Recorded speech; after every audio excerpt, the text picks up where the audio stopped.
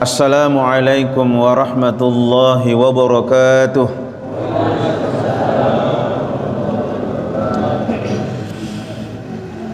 Alhamdulillahil qail wa basyiris sabirin alladzina idza asabathum musibah qalu inna lillahi wa inna ilaihi raji'un.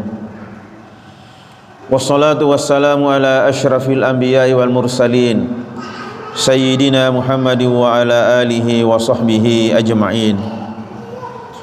Subhanaka la ilma lana illa ma 'allamtana innaka antal alimul hakim. Wala haula wala quwwata illa billahil aliyyil azim. Amma ba'd. Hadirin hadirat jamaah takziah yang dirahmati Allah.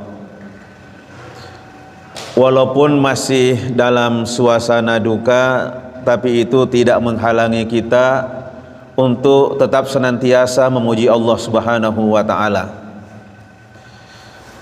Dalam sebuah riwayat dijelaskan, Aisyah radhiyallahu anha menceritakan, Nabi itu kalau melihat hal-hal yang menyenangkan sesuai dengan harapan, sesuai dengan ekspektasinya, boleh mengucapkan Alhamdulillahilladzi bi ni'matihi tatimmus shalihat.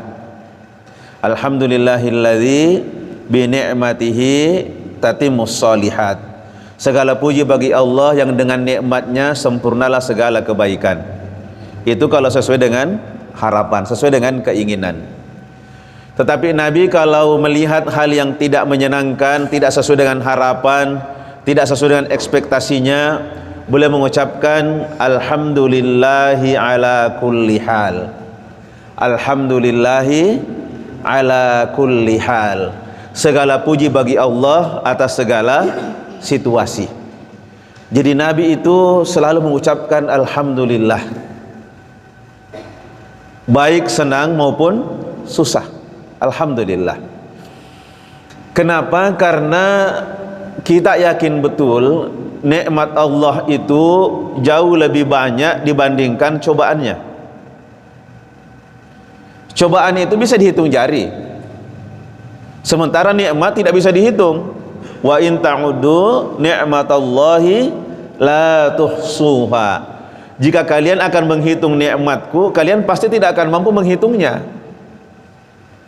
Itu kalau mau dihitung itu nikmat. Makanya bagaimanapun beratnya penderitaan seorang hamba, hamba tersebut tidak layak untuk berputus asa. Tidak boleh putus asa, karena nikmat Allah banyak sekali.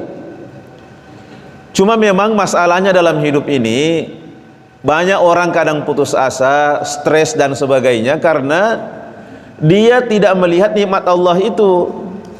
Yang dia lihat hanya susah saja, ujian itu yang dia lihat. Kalau nikmat Allah dia terima, dia tidak hitung. Begitu kesusahan dia terima, dia hitung. Akhirnya hidupnya susah terus. Dia hidupnya susah terus. Makanya supaya kita menjadi hamba yang bersyukur, kata ulama kita, cobalah kunjungi 3 tempat. 1, cobalah kunjungi lapas. Tahu lapas? Lembaga pemasyarakatan, penjara. Saya pernah masuk penjara, tapi bukan dihukum ya, masuk ceramah.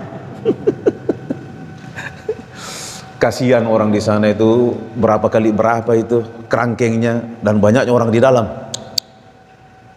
Dan banyak di antara mereka berusaha melarikan diri. Ada yang menggali tanah di bawah pondasi, ada yang membobol plafon supaya bisa lolos, manjat dia. Dan kalau ketahuan, resikonya apa? Ditembak. Itu resikonya, ditembak. Apa yang dia cari? Kebebasan.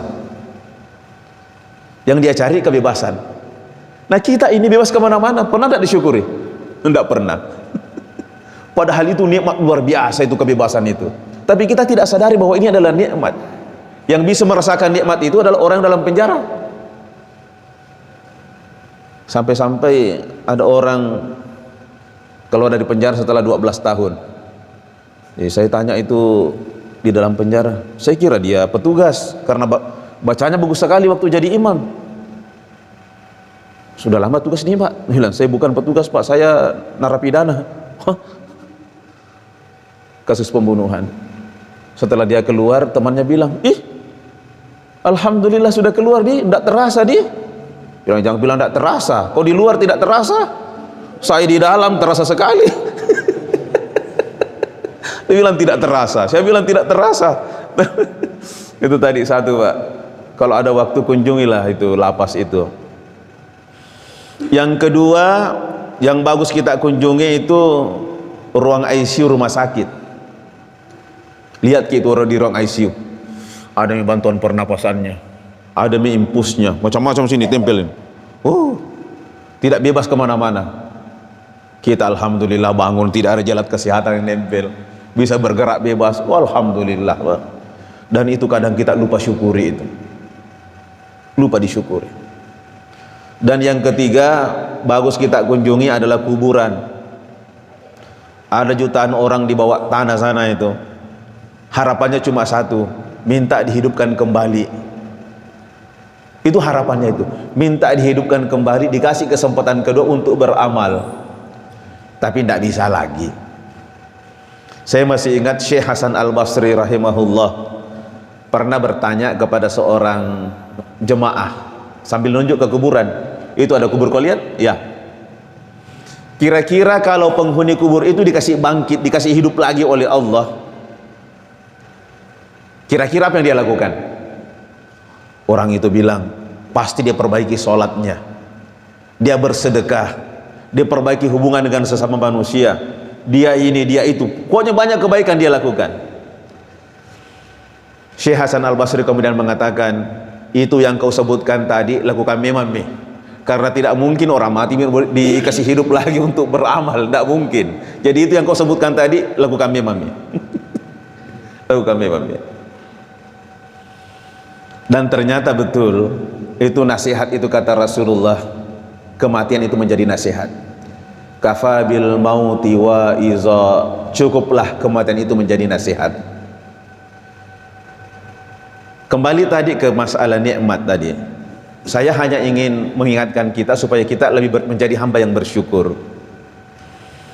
Bapak Ibu, kita bisa bertahan tidak makan berapa hari? Tidak makan 1 minggu bisa ya? Masih bisa hidup ya 1 minggu tidak makan? Bisa.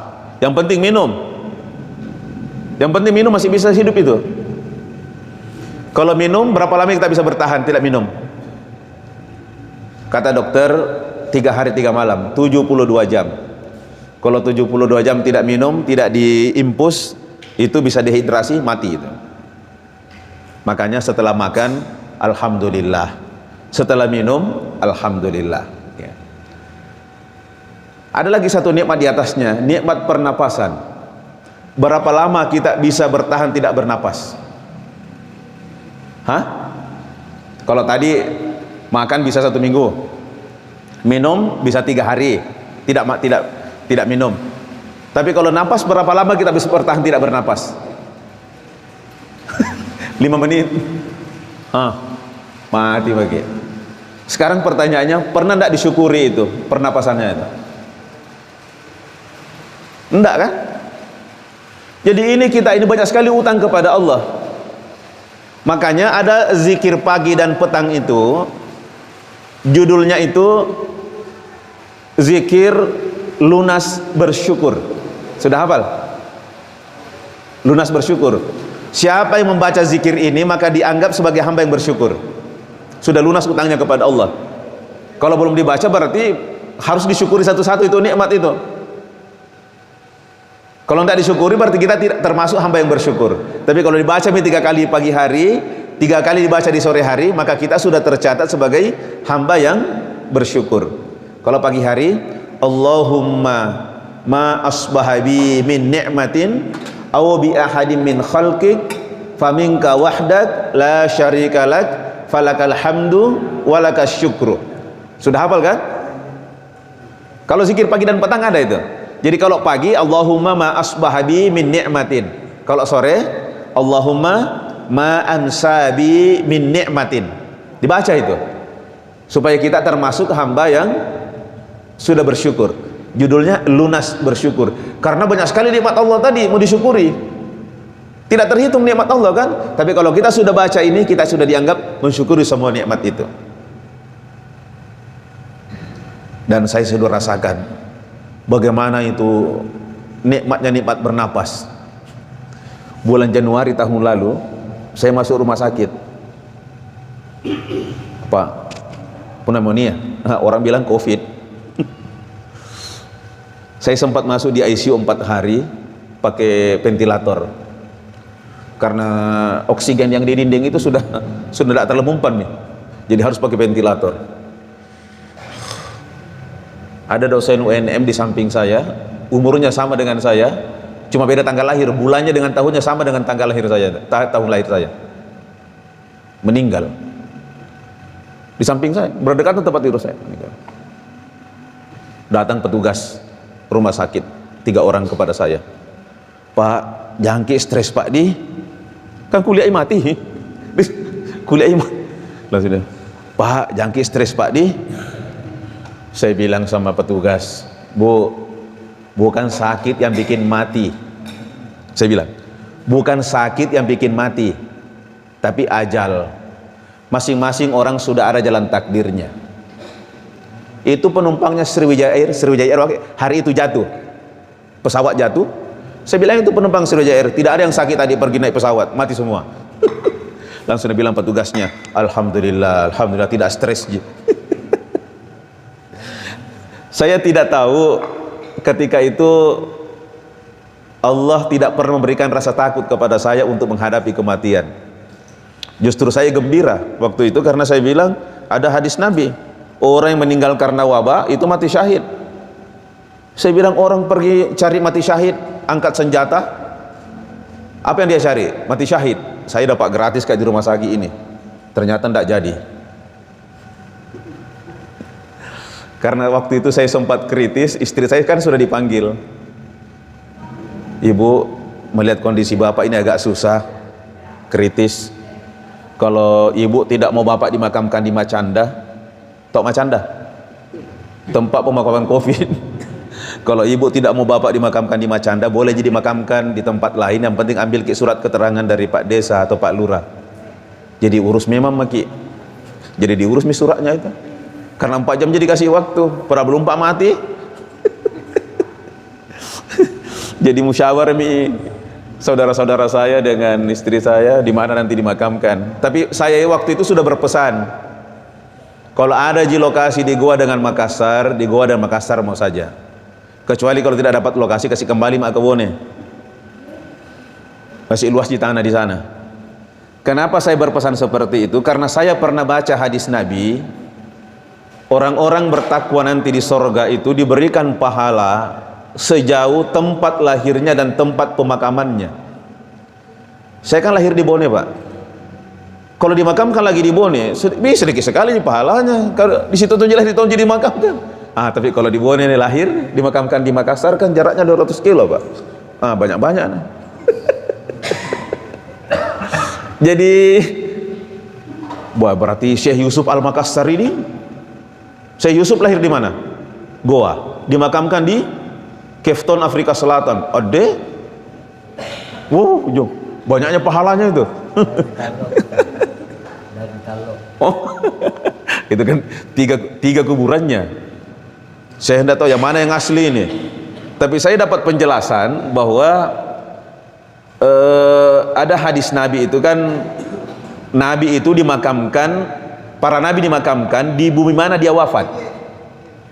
Jadi Nabi dimakamkan di bumi mana dia wafat. Ulama ini kan pewaris para Nabi, pewaris para Nabi. Jadi para ulama itu juga dimakamkan di bumi mana dia wafat. Coba lihat Rasulullah. Rasulullah lahir di mana? Di Mekah, meninggal di Madinah, dimakamkan di Madinah, tidak dikembalikan ke Mekah. Pangeran Diponegoro, seorang ulama dan pejuang, lahir di Jawa Tengah, meninggal di Makassar, dimakamkan di Makassar. tidak dikembalikan ke Jawa Tengah karena meninggalnya di Makassar. Nah, Syekh Yusuf Al-Makassari lahir di Goa, meninggal di Cape Town, Afrika Selatan. Jadi dimakamkan di kalau menurut teori tadi Cape Town, Afrika Selatan. Itu penjelasan yang saya terima dari seorang ulama di sana, cucu beliau juga. Terus yang di Lakyung Goa dengan di Sri Lanka sana, itu kata beliau simbolik saja, simbolik, ya. Kita tidak, wallahu a'lam mana yang. Tapi secara teori tadi bahwa Nabi dan para aulia Allah, para ulama itu dimakamkan di bumi mana dia wafat. Tetapi bagi kita orang-orang beriman tidak usah persoalkan di mana saya nanti dimakamkan. Ini kan saudara nenek saya masih hidup. Terus dia berpesan, kalau saya nanti meninggal dunia, makamkan saya di kompleks perkuburan ini, dia sebut. Tapi jauh sekali. Jadi ibu saya pesan sama saya, ingat ke pesannya nenekmu nah? Kalau meninggal nanti makamkan di sana itu. Saya bilang, "Mi, kenapa jauh sekali? Nah itu perkuburan keluarga tak dekat sana." Dia bilang pesannya begitu. Saya bilang, enggak tahu jitu. Enggak bangun jitu. tapi sekarang jalanannya sudah bagus. Saya bilang, oh ya, kalau tidak menyulitkan. Jadi wasiat itu, wasiat dari orang meninggal dunia, selama tidak menyulitkan bahwa dimakamkan di mana, ya penuhilah. Tapi kalau menyulitkan, tidak usah dipenuhi. Nah, bagi kita orang beriman, dimakamkan dimanapun, itu tetap masuknya di alam barzah, tidak ada masalah. Jadi tidak usah terbebani dengan itu. Jadi kalau kita bicara tentang kematian, kan 3 hal itu yang berkaitan. Di mana nanti kita mati?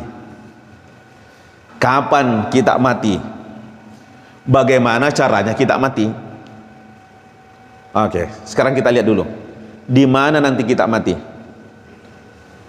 Menurut keterangan Al-Quran, surah Luqman ayat terakhir, wa ma tadri nafsum bi ayyi ardin tamut.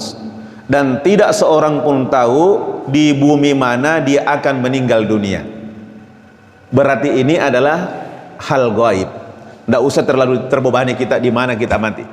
Tetapi boleh berdoa kepada Allah, boleh berdoa kepada Allah, minta dimatikan di tempat-tempat yang mulia. Misalnya minta dimatikan di Madinah. Kenapa boleh berdoa minta mati di Madinah? Karena orang yang meninggal di Madinah itu memiliki 2 keistimewaan. Satu, pasti mendapatkan syafaat dari Rasulullah Sallallahu Alaihi Wasallam. Apalagi perjalanan haji dan umrah, wah, luar biasa itu. Yang kedua, insya Allah dibangkitkan nanti di padang mahsyar dalam keadaan aminin, dalam keadaan aman, tenang. Orang pada ketakutan, panik. Orang-orang meninggal di Mekah dengan dimakamkan di Mekah dengan Madinah dibangkitkan dalam keadaan aman. Jadi boleh berdoa minta mati di Mekah atau minta mati di Madinah. Misalnya Pak Kiai Ma'mun Zubair, ya, itu Gusmun ya, Mbah Mun itu minta meninggal di Mekah, minta meninggal di Mekah, berangkat haji usia 94 tahun, meninggal betulan di sana, diterima doanya beliau itu. Ya, dimakamkan di pekuburan di dekatnya Siti Khadijah itu. Istri Rasulullah Sallallahu Alaihi Wasallam, luar biasa itu. Jadi boleh, tetapi tidak usah terbebani dengan itu di mana kita mati. Nah, sekarang yang kedua, kapan kita mati? Ada yang tahu kapan kita mati? Sekarang pertanyaannya begini, mana yang lebih susah, menebak di mana kita mati atau kapan kita mati? Sama-sama susah, iya, tapi mana lebih susah? Lebih susah menebak waktu. Kapan kita mati itu lebih susah. Kalau tempat masih bisa ditebak sedikit. Mau kak mati di Maros, tinggal mati terus di situ, jangan keluar-keluar. Insya Allah matinya di Maros. Tapi itu pun tidak bisa dijamin. Sebetulnya berang perbatasan Makassar, kecelakaan di sana, itu tidak bisa dijamin. Lah kalau tempat saja yang lebih mudah ditebak tidak bisa dipastikan, apalagi waktu. Terus ada yang tanya sama saya, Ustadz, itu ada tarekat kematian ya? Yang mempelajari tanda-tanda kematian? Kalau tanda begini 40 hari lagi. Kalau tanda ini 10 hari mami. Kalau tanda yang begini 1 minggu. Kalau ini 3 hari.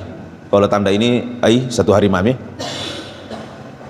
Saya bilang yang dipelajari itu adalah tanda. Yang diajarkan di situ adalah tanda-tanda kematian, bukan kepastian kematian. Sama juga kalau mau hujan. Ada tandanya toh kalau mau hujan? Ada, mendung. Pertanyaannya, apakah setiap hujan diawali dengan mendung? Tidak. Kadang cerah tiba-tiba hujan. Atau apakah setiap mendung berarti hujan? Enggak. Kadang mendung dah hujan-hujan.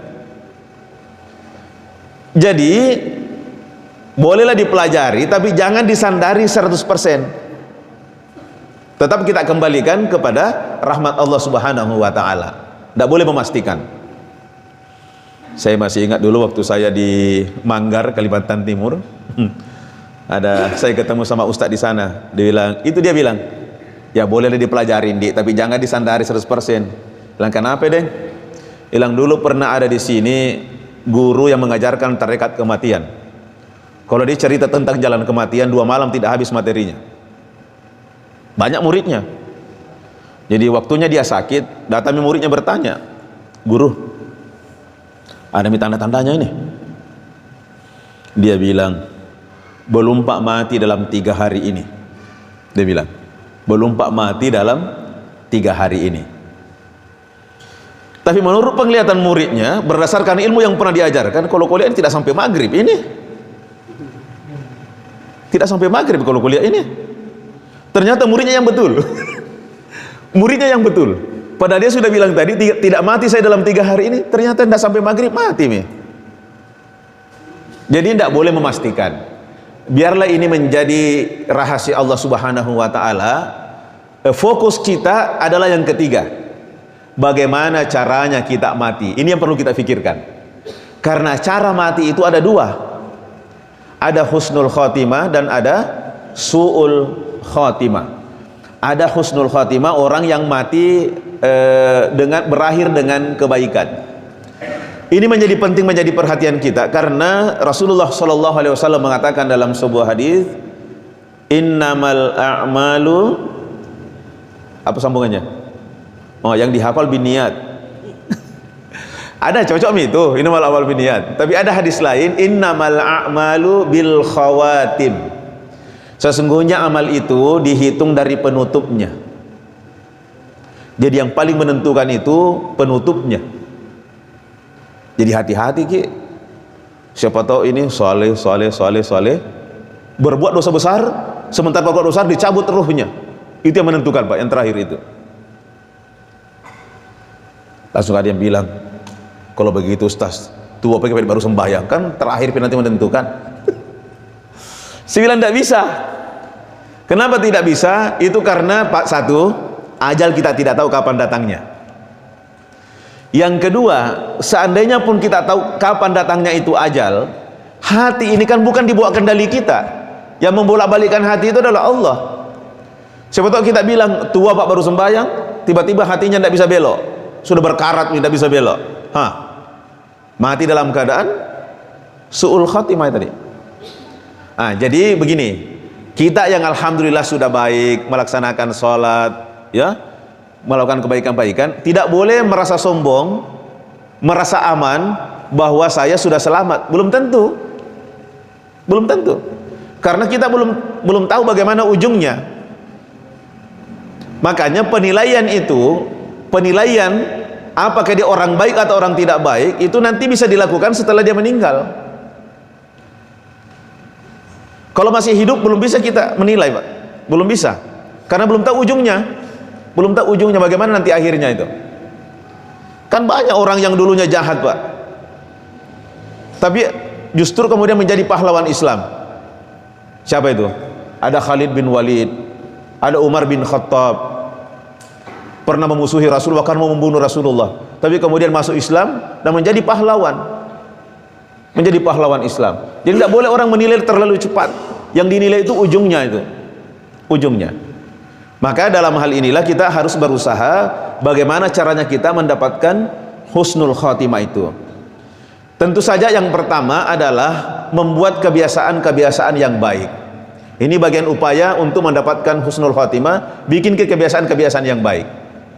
Kenapa? Karena ada hadis Nabi yang menyebutkan yamutul mar'u ala ma'asya alaihi. Orang akan menemui kematiannya itu berdasarkan kebiasaannya ketika hidup. Misalnya bapak bangun jam 3, jam 2, jam 3 tahajud. Setelah tahajud masih ada waktu baca Al-Quran 1 juz. Kemudian subuh berjamaah, berzikir, pagi sholat duha, kemudian sholat berjamaah 5 waktu. Kegiatan-kegiatan penuh dengan kebaikan itu. Insya Allah matinya dalam salah satu kebaikan itu, Pak. Karena itulah kebiasaannya. Kemudian yang kedua, keuntungannya, orang yang terbiasa melakukan kebaikan tiba-tiba dia tidak mampu lagi melakukan karena mungkin karena sakit atau musafir. Kata Rasulullah sallallahu alaihi wasallam, "Idza maridal 'abdu aw safara kutiba lahu mithlu ma kana ya'malu muqiman sahihan." Sesungguhnya seorang muslim apabila dia sakit atau dia safar, musafir, melakukan perjalanan jauh, maka dicatatkan pahala berdasarkan kebiasaannya ketika dia sehat dan mukim.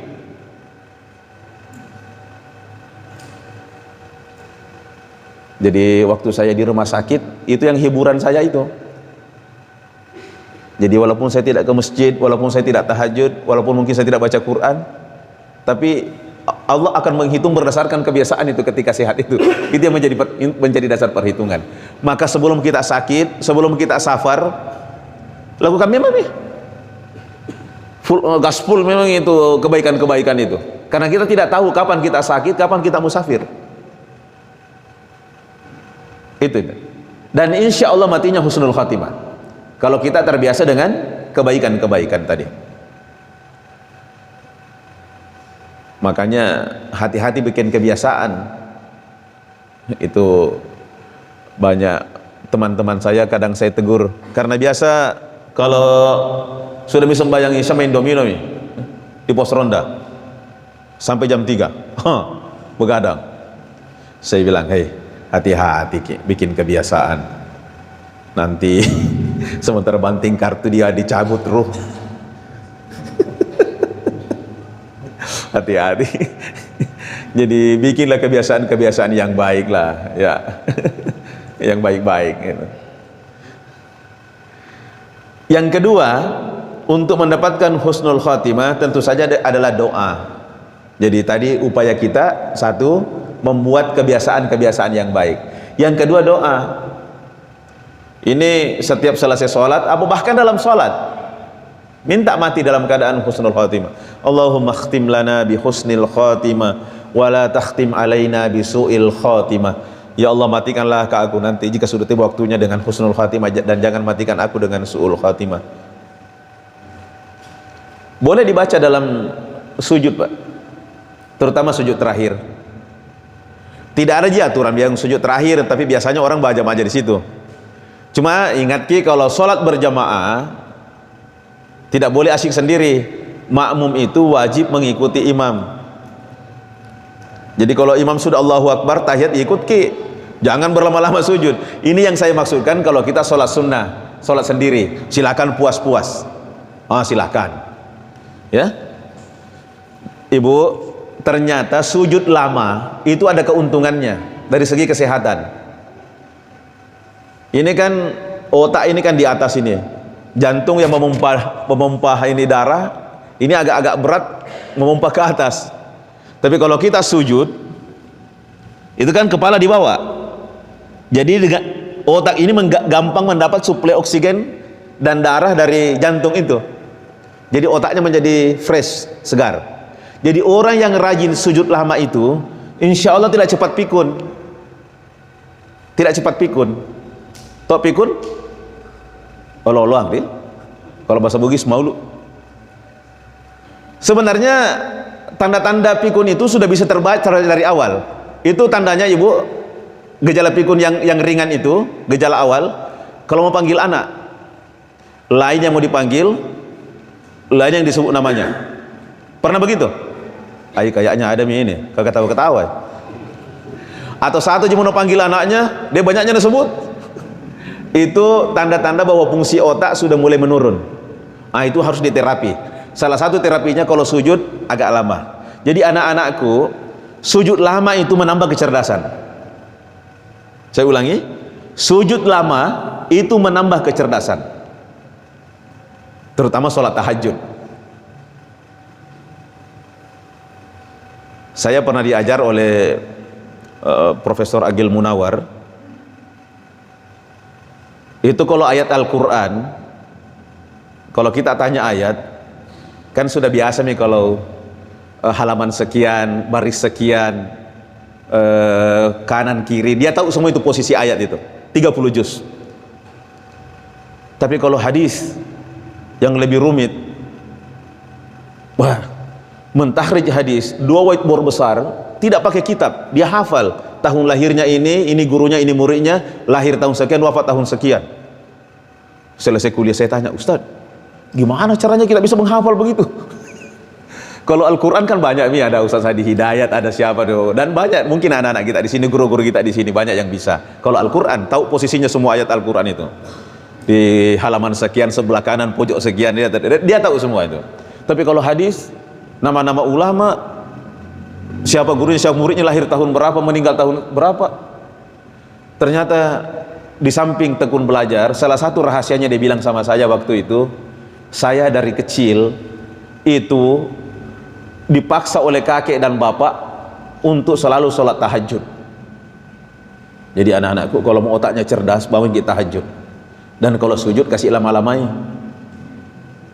kasih lama-lamai. Aisyah radhiyallahu anha menceritakan, itu Nabi kalau sholat tahajud, kalau sujud, satu kali sujudnya itu, Aisyah menceritakan, kira-kira sama kalau kita membaca 50 ayat. Kalau 50 ayat berapa menit itu? Saya pernah ngaji surat Toha. Surat Toha kan pendek-pendek ayatnya kan? 50 ayat saya baca, saya hitung, ternyata 5 menit. Itu ayat yang pendek itu. Kira-kira kalau yang sedang-sedang, apalagi yang panjang, berapa menit itu? Jadi Nabi satu kali sujud dalam tahajudnya itu minimal 5 menit. Belum lagi pengumpulnya setelah Al-Fatihah. Saya lihat riwayatnya itu, Nabi masuk di masjid sholat subuh, agak pucat. Terus ditanya sama sahabat, ya Rasulullah, kurang sehat kayak kulihat ini. Nabi bilang, iya, tadi malam saya kurang sehat, makanya tadi tahajudnya itu hanya 7 surah yang panjang saja. Anak-anakku, 7 surah yang panjang, Al-Baqarah, apalagi Ali Imran sampai Al-Anfal. Berapa juz itu? 9 juz, 5 halaman. Nabi sholat tahajud membaca ayat berapa? 9 juz, 5 halaman, 8 rakaat. Kita berapa juz? Kulhu, baguslah, masih bangun. Ini perlu saya sampaikan kepada anak-anakku ini. Coba lihat dalam Al-Quran. Wa minal laili fatahajjad bihi nafilatan lak asa ayyab'atsaka rabbuka maqaman mahmuda. Pada sebagian malam bangunlah kalian tahajud sebagai ibadah tambahan bagimu. Asa, mana asa? Mudah-mudahan, semoga Allah mengangkat derajatmu ke tempat yang terpuji. Kalau kita manusia yang mengatakan mudah-mudahan, semoga, belum tentu jadi. Tapi kalau Allah mengatakan asa, itu pasti jadi. Artinya apa? Orang yang menjaga tahajudnya, ya, orang yang menjaga tahajudnya itu pasti hidupnya dimuliakan oleh Allah Subhanahu wa ta'ala. Jadi kalau anak-anakku mau hidup mulia, jaga tahajudnya, bangun sebelum subuh. Kalau misalnya subuh sekarang jam 4.50, jam 4 bangun lagi. Bangun lagi. Ini tahadus bin ni'mah.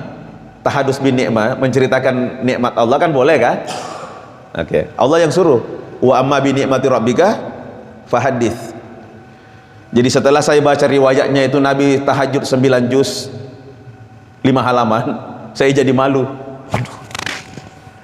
Nabi sudah dijamin keselamatannya, diampuni seluruh dosanya, tahajudnya 9 juz lebih, 9 juz 5 halaman. kita ini tidak ada jaminan, masih malas bangun. Jadi saya bilang sama istri saya, kita tahajud 1 juz.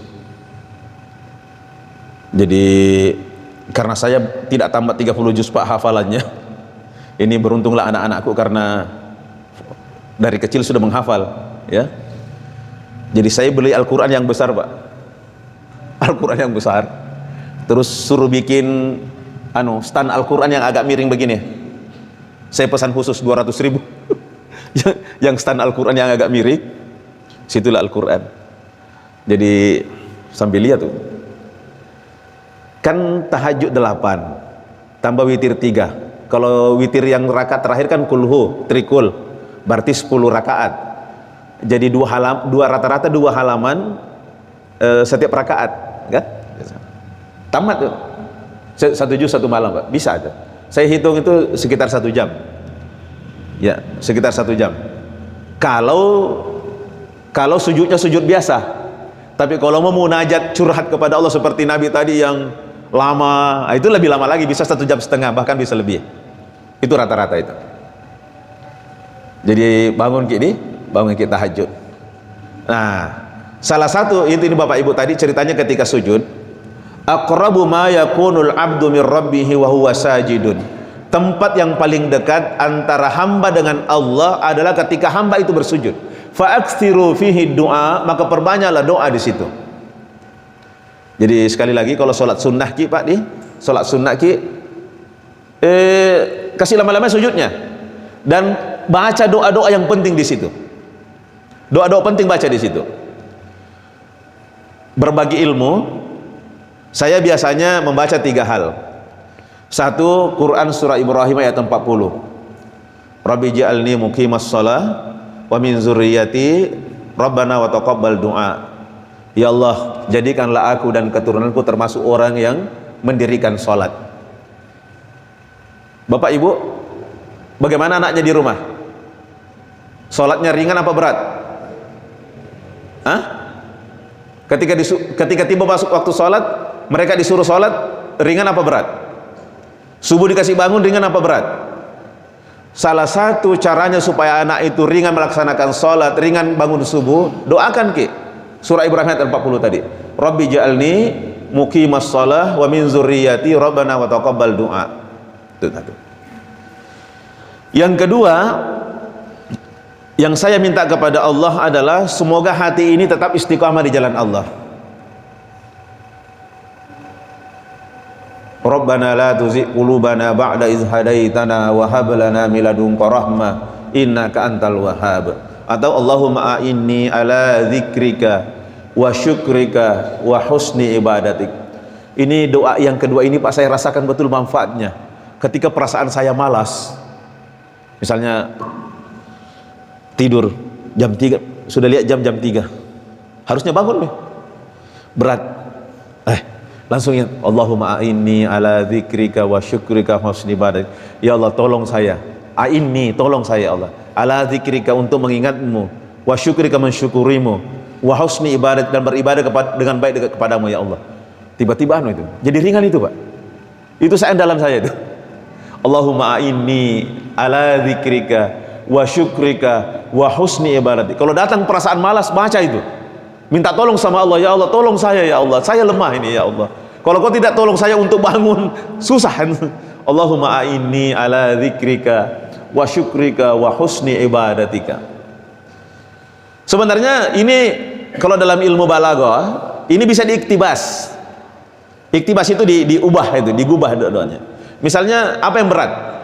Kalau tadi misalnya puasa, berat untuk puasa, doa sama Allah, Allahumma a'inni ala siyam.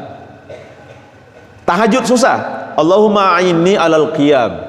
Mau digabung dua-duanya, Allahumma a'inni ala siyami wal qiyam, supaya dimudahkan oleh Allah, ditolong oleh Allah itu. Kalau tadi Allahumma a'inni ala dzikrika wa syukrika wa husni ibadati. Tapi doa ini bisa diiktibas tadi, diubah itu, digubah dengan apa yang kita minta kepada Allah itu tadi. Yang ketiga yang paling penting kita minta dimatikan dalam keadaan husnul khatimah tadi. Allahumma khtim lana bi husnil khatimah wala takhtim alaina bisu'il khatimah. Atau doa-doa yang lain dalam Al-Qur'an atau dalam hadis, banyak doanya itu ya, supaya kita dimatikan dalam keadaan husnul khatimah. Silahkan ditambah itu, tapi yang saya baca itu minimal 3 tadi. Jadi di mana kita mati tidak usah terbebani, kapan kita mati tidak usah juga terbebani. Yang perlu kita pikirkan adalah bagaimana caranya kita mati. Karena kematian tadi ada 2 macam, ada husnul khatimah dan ada su'ul khatimah. Kalau yang saya ingat ini almarhum Pak Dr. Hamzah Junaid, seorang mantan Kandepak Sinjai. Di terakhir beliau di Kementerian Agama Kota Makassar di Rapocini. Beliau khatib Jumat di Masjid Haim Asik. Beliau khutbah Jumat. Khutbahnya juga tentang kematian. Beliau sampaikan kematian itu tidak harus sakit. Betapa banyak orang sehat yang mati. Kematian itu tidak harus tua. Betapa banyak anak muda yang meninggal dunia. Orang sholat Jumat sujud, dia tidak bangun dari sujudnya. Orang sudah tahiyat, dia masih sujud. Orang imam sudah salam, dia masih sujud. Ternyata diperiksa, meninggal dalam sujudnya. Wah, indah sekali kematiannya itu. Meninggal dalam sujudnya sholat Jumat. Ini yang kita cari ini, husnul khatimah. Karena suka atau tidak suka, rela tidak rela, pasti mati. Jadi jangan dijadikan itu beban. Yang kedua, tidak ada manusia yang bisa lolos dari masalah-masalah dunia. Apa masalah dunia? Sehat lawannya sakit, ya. Sempat lawannya sempit. Itu kan masalah-masalah dunia. Tidak ada yang bisa lolos dari masalah dunia. Karena memang kita terlahir dengan masalah. Laqad khalaqnal insana fi kabad. Sungguh telah kami ciptakan manusia itu dalam susah payah. Jadi kalau bapak ibu menghadapi masalah, itu tandanya kita manusia. Karena memang manusia diciptakan memang dari masalah. Coba yang remaja, apa masalahnya?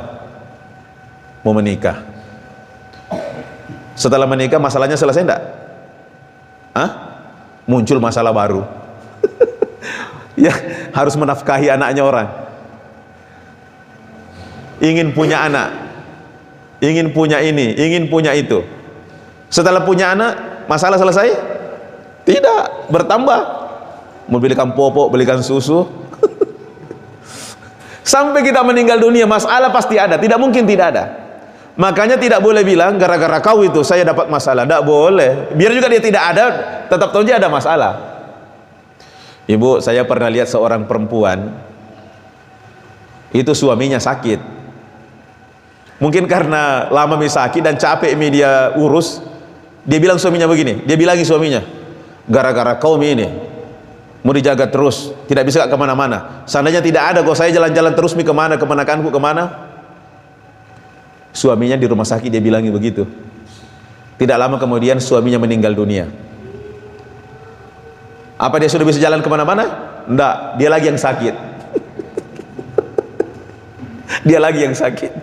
Jadi tidak usah menyalahkan orang, karena memang itulah rumusnya kehidupan ini. Kita tidak mungkin lepas dari masalah. Jadi anak-anakku, tidak ada dunia tidak ada masalahnya. Nih, setiap orang pasti ada masalahnya. Tetapi masalahnya itu tidak terletak pada masalahnya. Masalahnya terletak kepada bagaimana kita menyikapi masalah itu. Dan Allah sudah berikan solusi. Ya ayyuhalladzina amanu sta'inu bis-sabri was-shalah. Hai orang-orang beriman, minta tolonglah kepada Allah dengan sabar dan salat. Jadi kalau ada masalah, sabar ki, jangan ki mengeluh. Dan salat. Minta kepada Allah lewat salat itu. Bagaimana caranya minta kepada Allah lewat salat? Baru di takbiratul ihram itu. Allahu Akbar. Allah Maha Besar. Yang besar cuma Allah. Dunia kecil, masalah kecil, utang kecil, yang besar cuma Allah saja. Belum lagi ketika baca surah Al-Fatihah, dalam hadis dikatakan setiap kita membaca ayat per ayat langsung dijawab oleh Allah. Sampai ketika kita membaca Iyyaka na'budu wa iyyaka nasta'in. Hanya kepadamu ya Allah kami menyembah, dan hanya kepadamu kami mohon pertolongan. Allah katakan, hadza baini wa baini abdi wa li abdi ma sa'ala. Inilah yang menghubungkan aku dengan hambaku, dan hambaku berhak mendapatkan apa yang dia minta. Makanya hati-hati ketika baca iyyaka na'budu wa iyyaka nasta'in, karena ini kita sedang bicara langsung dengan Allah. Iyyaka, hanya kepadamu ya Allah. Kita tidak bilang hanya kepadanya, lagi bicara langsung gini. Belum lagi ketika duduk di antara dua sujud, Rabbighfirli warhamni, kita minta 8 permintaan, ada yang 5. Itu semua urusan dunia akhirat selesai di situ. Belum lagi sujud terakhir, semua dalam salat. Bahkan setelah salat boleh curhat kepada Allah dalam bahasa yang kita pahami, Pak. Saya sering cerita itu, bagaimana ketika saya terdesak harus bayar tanah, kelebihan tanah di samping rumah saya curhat kepada Allah. Awal-awalnya pakai bahasa Arab, makin dekat pakai bahasa Indonesia, terakhir pakai bahasa Bugis. Puang cedek benda kasih waktu nama siri katu puang tak kasiri seka, pakai bahasa Bugis. 2 hari sebelum deadline, Pak, Allah kasih rezeki, selesai itu Pak barang, selesai. Dan saya berapa kali itu, termasuk hal-hal kecil, orang memperingatan maulid di masjid saya ketua pengurus masjid. Ba'da asar maulidnya, baru selesai sholat duhur, hujan keras seperti kemarin, keras sekali. Lah mati meja, tidak jadi di maulid orang ini. Saya sholat sunnah 2 rakaat. Selesai sholat saya curhat, ya Allah, kami mau mengadakan peringatan maulid nabimu ba'da asar ya Allah. Nah kalau hujan keras begini orang tidak datang ya Allah. Kalau mereka datang ceramah tidak kedengaran karena ribut sekali ya Allah. Mohon kepadamu ya Allah, biar hujan sekarang, tapi kalau 2:30 kasih berhenti dulu ya Allah sampai 5:30. Pas saya lihat jam, Pak, 2:30 langsung berhenti. Jam 5 selesai makan, ada acara, orang sudah pulang. Begitu 5:30 langsung keras lagi. Oh iya, tadi saya minta sampai 5:30. Itu sering sekali itu saya, kuncinya sholat. Kalau ada permintaan, sholat, ada kebutuhan, sholat, minta sama Allah. Itu Allah maha kuasa kok. Astagfirullahaladzim, mau jam 10. Saya kira takziah itu intinya cuma 3 saja. 1, untuk menghibur keluarga yang sedang berduka, ya itu 1. Yang kedua, tazkiratul maut, mengingatkan kita kepada kematian. Dan yang ketiga adalah untuk mendoakan almarhum atau almarhumah. Kenapa orang yang sudah meninggal dunia harus didoakan? Bapak Ibu, namanya manusia biasa, pasti ada dosa dan kesalahan, ya. Salah satu penyebab ampunan bagi si mayit adalah doa orang yang masih hidup. Tidak ada perbedaan pendapat di kalangan ulama bahwa doa orang yang hidup itu berguna untuk orang yang sudah meninggal dunia. Yang ada perbedaan itu adalah kiriman pahala. Nah, kalau kiriman pahala ada memang perbedaan pendapat, tapi kalau doa tidak ada perbedaan pendapat bahwa doa orang hidup itu berguna untuk orang yang sudah beriman. Kenapa tidak ada perbedaan pendapat? Karena dalilnya jelas, Al-Quran, hadis, ya jelas itu. Oleh karena itu, menutup ceramah takziah malam ini, saya mengajak seluruh hadirin untuk berdoa kepada Allah Subhanahu wa Ta'ala. Semoga orang tua kita almarhumah Hajah Salika Daintayu binti Dallum yang telah mendahulu kita diterima di sisi Allah Subhanahu wa Ta'ala, segala dosanya diampuni dan dimaafkan oleh Allah Subhanahu. Amin ya rabbal alamin. Ala hadhihi niyyah wa ala kulli niyatin salihah. Rabbana taqabbal bi barakatil Fatihah. Bismillahirrahmanirrahim. Alhamdulillahi rabbil alamin. Arrahmanir rahim. Maliki yaumiddin. Iyyaka na'budu wa iyyaka nasta'in. Ihdinas siratal mustaqim. Siratal ladzina an'amta 'alaihim ghairil maghdubi 'alaihim waladdallin. Amin. Bismillahirrahmanirrahim. Alhamdulillahi rabbil alamin. Hamdan yuwafi ni'amahu yukafi mazidah. Ya Rabbana lakal hamdu kama yanbaghi li jalali wajhika wa azimi sultanik. Allahumma salli wa sallim ala Sayyidina Muhammad wa ala ali Sayyidina Muhammad. Allahumma anzil sawama min suratil Fatiha ila ruhi almarhum Haja Salika den Tayu binti Dallum. Allahumma ighfir laha warhamha wa'afiha wa'fu anha. Allahumma ja'al qabraha rawdatan min riyadil jannah wa la taj'al qabraha khufratan min hufarin niran. Allahumma la tahrimna ajraha wa la taftina ba'daha. واغفر لنا ولها ولجميع المسلمين والمسلمات والمؤمنين والمؤمنات الأحياء منهم برحمتك يا أرحم الراحمين. ربنا آتنا في الدنيا حسنة وفي الآخرة حسنة وقنا عذاب النار. سبحان ربك رب العزة عما يصفون وسلام على المرسلين والحمد لله رب العالمين. والسلام عليكم ورحمة الله وبركاته.